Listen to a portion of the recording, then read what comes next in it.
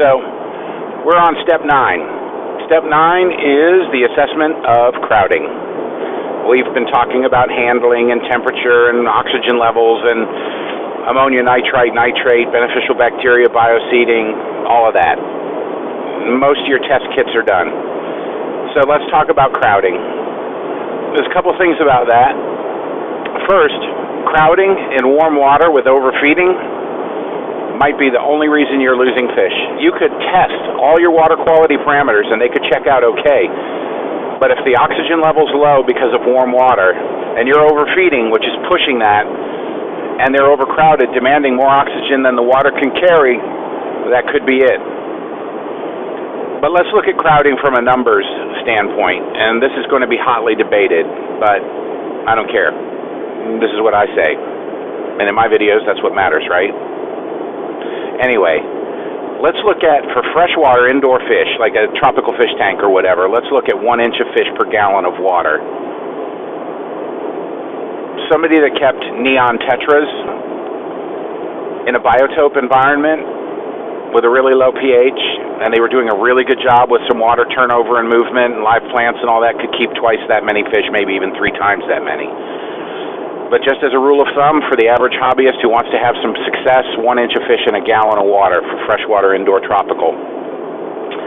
Pond fish outside, let's increase that on an order of magnitude and do 1 inch of fish in 10 gallons of water, and I'll tell you why.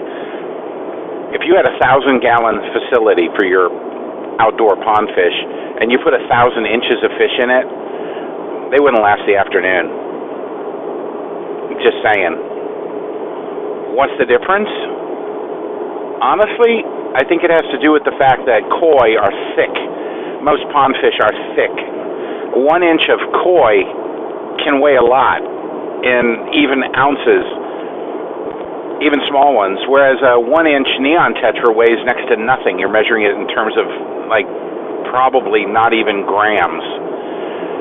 It's the amount of mass that the fish has demanding oxygen and other chemical reactions, waste products, etc., that has to do with that. So let's just go with 1 inch of fish per gallon of water indoors, 1 inch of fish per 10 gallons outdoors, and then filter the disease process that you're looking at right now in step 9. Let's look at that as, are you over or underdoing it? And as we've already discussed, there are certain factors like temperature that aggravate that. For example, you might be borderline on crowding, but in really warm water, that's aggravated. It's much worse. Overcrowding in cold water, not that big of a deal.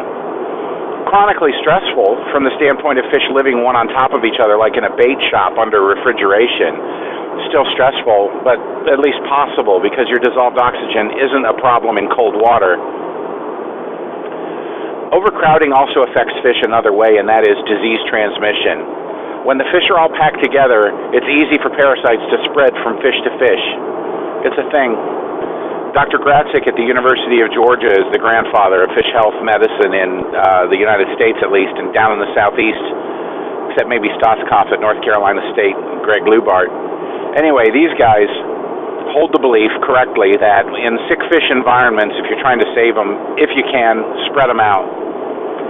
The Japanese actually hold that viewpoint too, because when they start getting sick fish or they see sick fish amongst their other fish, a lot of times they won't isolate them to a smaller quarantine. They'll actually throw them in a huge quarantine or treatment pond. Basically give the fish so much space the disease can't transmit to the other ones very effectively. They get all the room, all the good water quality, and less competition for food during that period of time when they need it the most.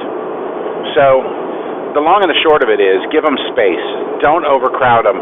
And when you're confronted with a fish disease situation, be sure to assess crowding. It's got to be in the first 9 questions you ask somebody if you're trying to help them with a fish health situation is, what are your stocking densities? What is your crowding like? Because if the fish are really crowded, all the medicine in the world isn't going to save them. So that's item 9, overcrowding. Let's move on to 10.